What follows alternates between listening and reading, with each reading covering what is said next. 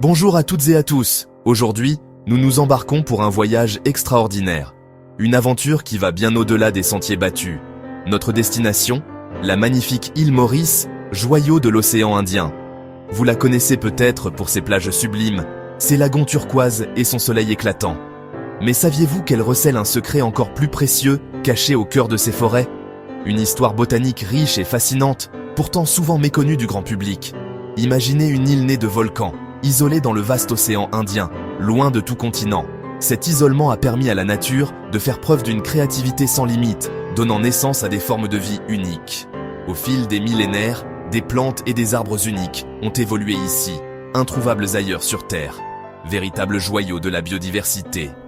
L'île Maurice est devenue un laboratoire vivant.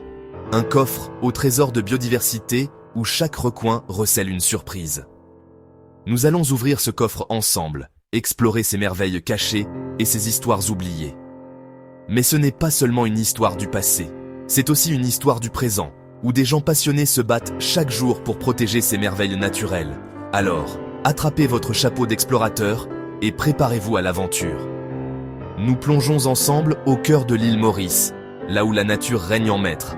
Nous allons percer les secrets de ces forêts ancestrales et découvrir les espèces incroyables qui y prospéraient autrefois et qui, pour certaines, survivent encore aujourd'hui.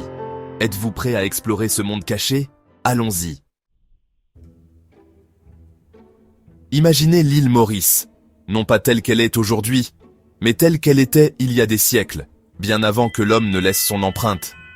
Bien avant les humains, cette île était un joyau vert, un sanctuaire naturel isolé au cœur de l'océan Indien.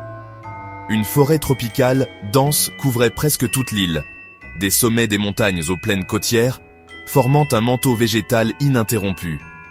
C'était un véritable paradis, foisonnant de vie, où chaque recoin abritait une diversité insoupçonnée.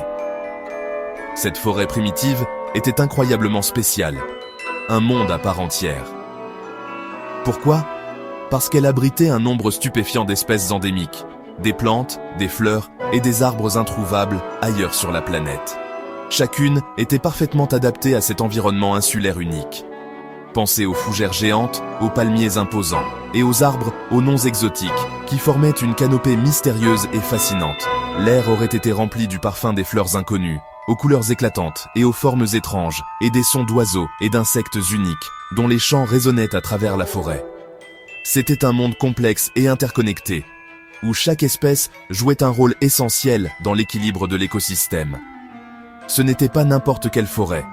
C'était un chef-d'œuvre de l'évolution, façonné par des millions d'années d'isolement. La végétation luxuriante protégeait le sol, régulait le climat, et fournissait nourriture et abri à des animaux uniques, eux aussi endémiques à l'île. C'était un monde autosuffisant, un système naturel parfaitement équilibré, où la vie prospérait sans intervention humaine. Un pays des merveilles botaniques qui avait prospéré pendant des éons, gardant ses secrets bien à l'abri du reste du monde. Alors, qu'est-il arrivé à cet incroyable paradis vert? Avec l'arrivée des humains au XVIe siècle, les choses ont changé, rapidement. L'île, autrefois isolée, fut soudainement connectée au monde, et ses ressources devinrent très recherchées. Les forêts denses étaient considérées comme des ressources à exploiter. Les bois précieux, comme l'ébène, furent abattus sans relâche pour l'exportation. D'énormes étendues de forêt furent défrichées pour l'agriculture, en particulier la canne à sucre. Le manteau vert commença à rétrécir. Le défrichage des forêts eut un effet domino. De nombreuses espèces animales uniques perdirent leur habitat et leur source de nourriture. La victime la plus célèbre fut le dodo, mais de nombreux autres insectes, reptiles et oiseaux disparurent à jamais. Les espèces introduites, rats, singes, cochons, s'attaquèrent à la faune et à la flore indigène. Les plantes invasives supplantèrent la fragile flore indigène. L'écosystème mauricien originel fut bouleversé. Le grand dépouillement avait commencé, et il fut implacable. Une perte tragique de biodiversité. Mais l'histoire ne se termine pas dans le désespoir. Aujourd'hui, un nouveau chapitre s'écrit à l'île Maurice. Des scientifiques dévoués, des bénévoles et des communautés locales travaillent à restaurer les forêts indigènes. Dans des lieux comme le parc national des gorges de la Rivière Noire et l'île aux Aigrettes, un travail de conservation incroyable est en cours. Des équipes éliminent les plantes invasives qui étouffent de la végétation indigène. Elles gèrent des pépinières, propageant des plantes indigènes rares et menacées. Des milliers de jeunes arbres sont cultivés à partir de graines et replantés dans des zones protégées, reconstruisant lentement des parcelles de la forêt originelle. Il ne s'agit pas seulement de planter des arbres, mais de restaurer des écosystèmes entiers. Des oiseaux indigènes sont réintroduits pour aider à la dispersion des graines. Chaque succès, aussi minime soit-il, est une victoire. Avec du dévouement et des connaissances, nous pouvons commencer à soigner les blessures du passé. Pensez aux quelques arbres indigènes anciens qui ont survécu pendant tous ces siècles. Ce ne sont pas de simples arbres, ce sont des monuments vivants, des gardiens silencieux de l'histoire mauricienne. Imaginez ce que ces vieux géants ont vu. L'île avant les humains, l'abattage de leurs frères, la disparition du dodo. Ils ont résisté aux tempêtes, aux sécheresses et à l'empiètement de nouvelles espèces. Quand vous vous tenez devant l'un d'eux, vous ne pouvez qu'éprouver de l'admiration. Ce sont des archives vivantes, détenant des informations génétiques irremplaçables. Les scientifiques étudient ces survivants pour comprendre comment ils se sont adaptés et ont résisté. Ces vieux arbres fournissent les graines pour la prochaine génération, assurant la continuité de leur lignée résiliente. Ils sont des phares d'espoir, montrant la voie vers un avenir plus vert.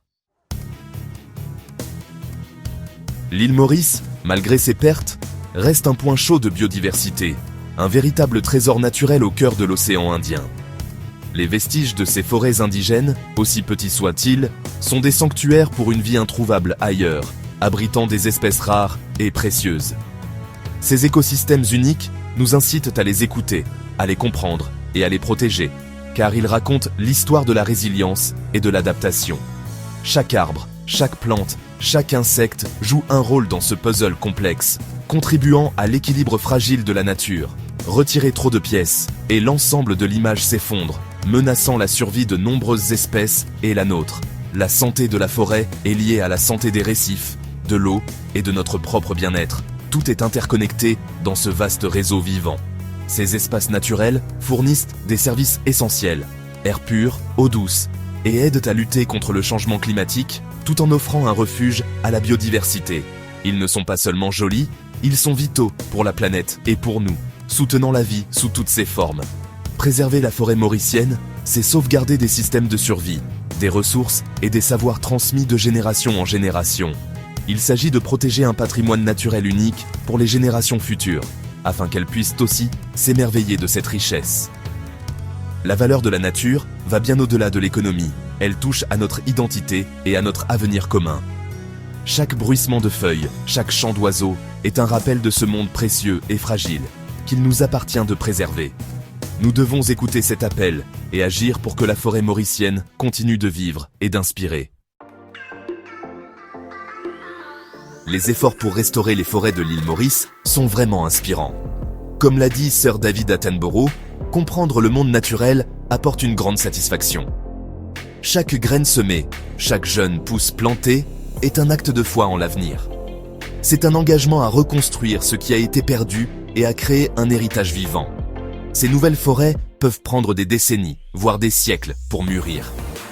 Mais le travail entamé aujourd'hui est une promesse aux générations à venir, une île Maurice plus verte, plus riche. Il ne s'agit pas seulement de restaurer des écosystèmes, il s'agit de restaurer l'espoir. Cela montre que même face à de grands défis, un changement positif est possible. L'engagement à long terme à l'île Maurice est vraiment exceptionnel. Préserver cet héritage vivant est crucial. Ces plantes uniques pourraient détenir des solutions pour l'avenir, de nouveaux médicaments, des cultures résilientes. Chaque espèce sauvée est une porte laissée ouverte. L'avenir de l'île Maurice est intrinsèquement lié à l'avenir de ces forêts. Alors, que pouvons-nous faire ? La première étape est la prise de conscience. Partagez cette histoire. Si vous visitez l'île Maurice, soutenez l'écotourisme et les zones protégées. Votre visite peut directement financer le travail de conservation. Soyez un touriste responsable, respectez la nature, ne dérangez pas la faune et n'introduisez jamais d'espèces étrangères. Soutenez des organisations comme la Mauritian Wildlife Foundation. Même un petit don aide. Chaque petite contribution aide ces gardiens de la forêt. Protéger la biodiversité unique de l'île Maurice est une responsabilité partagée. Engageons-nous à être de meilleurs intendants de notre planète. Chaque arbre, chaque espèce, chaque écosystème sauvegardé est une victoire pour la vie elle-même.